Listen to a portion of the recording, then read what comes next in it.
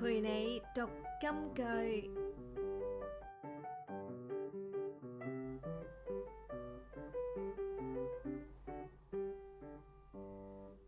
到生產的時候，一個孩子伸出一隻手來，收生婆拿紅線拴在他手上，說：這是頭生的。創世記38章28節。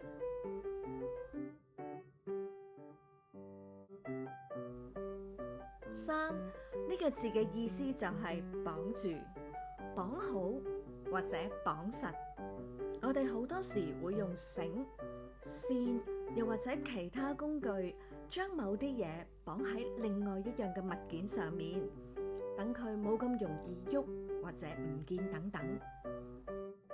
喺創世記38章嘅經文提到嘅拴字，意思就係收生婆佢用咗紅線綁喺嗰個嬰兒嘅手嗰度。收生婆咁做嘅目的就係想做個記號，辨認出邊一個係頭生嘅嬰兒。